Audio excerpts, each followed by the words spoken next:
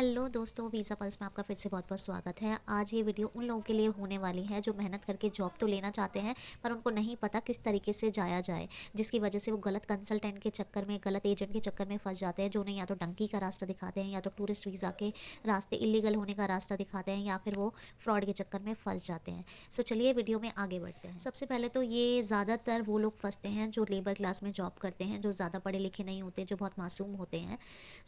आपको मैं कुछ चीज़ें बताना चाहती हूँ कि आप ऐसे करके जॉब तो ले लोगे या कई बार इलीगल होकर वहाँ पहुँच भी जाते हो, लेकिन फ्यूचर में आप कहीं ना कहीं फंस ही जाते हो। आप फिर वर्क परमिट लीगल तरीके से नहीं ले पाते, पीआर नहीं ले पाते, कंट्री के लीगल तरीके से बेनिफिट्स नहीं ले पाते, और अगर पकड़े गए तो कई सालों के लिए बैन हो जाते हो, जेल में चले जाते हो। बहुत सारी चीज़ें होती हैं और कई बार डंकी के थ्रू लोगों की मौतें भी हो जाती हैं। मैं आज आपको कुछ 3 स्टेप्स में सही तरीके बताने वाली हूँ जिसके थ्रू आप अप्लाई कर सकते हैं। सबसे पहले तो ये समझिए कि टूरिस्ट वीज़ा लीगल रास्ता नहीं है। आपको एम्प्लॉयर से सबसे पहले वर्क परमिट लेना होता है, और एम्प्लॉयर ढूंढना कोई आसान काम नहीं है पर बहुत मुश्किल भी नहीं है।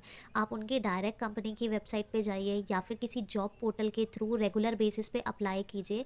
वहाँ पे भी जो लेबर क्लास की जॉब्स होती हैं वो वैकेंसी हमेशा नहीं आती, कभी कभी सीजनल आती हैं, तो आपको वेट करना पड़ेगा, पेशेंस रखना पड़ेगा। वहाँ से जब वो आपको सेलेक्ट करते हैं, वो आपको वर्क परमिट देते हैं, जॉब ऑफर देते हैं, उसके बाद वो आपके बिहाफ पे आपको बोलते हैं वर्क वीज़ा अप्लाई करने के लिए, या फिर वो आपके बिहाफ पे खुद अप्लाई करें। दूसरी चीज़, अगर आप एजेंट के थ्रू जा रहे हैं तो आपको ये बात समझनी होगी, जो एजेंट गवर्नमेंट के थ्रू ऑथराइज्ड है सिर्फ उनसे ही अप्लाई करें। किसी के पास अगर मैन पावर लाइसेंस है कि वो दूसरे कंट्री में इंडिया के लोगों को भेज सकें, तो आप उन कंसल्टेंट को देखें, उनके पेपर वर्क को देखें, उनके एग्रीमेंट को देखें। आप नहीं हैं तो आपके कोई जानने वाले उनको साथ लेके जाएं और वेरीफाई करें कि वो कंपनी की वेबसाइट है या नहीं है, वो उनके पास प्रॉपर लाइसेंस है या नहीं, तभी आप उन एजेंट्स के थ्रू जाएं। थर्ड और सबसे इंपॉर्टेंट पॉइंट ये है कि स्किल के बेसिस पे सिलेक्शन होता है बाहर की कंट्रीज़ में।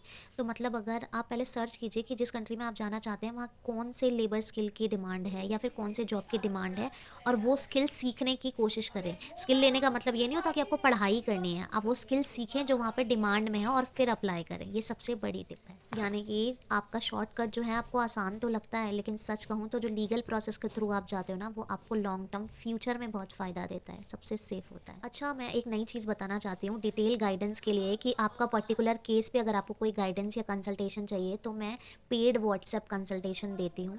डिटेल के लिए आप डिस्क्रिप्शन चेक कर सकते हैं। आई होप आपको ये वीडियो अच्छी लगी हो। अगर अच्छी लगी तो लाइक कीजिए, शेयर कीजिए एंड सब्सक्राइब कीजिए। Thank you so much.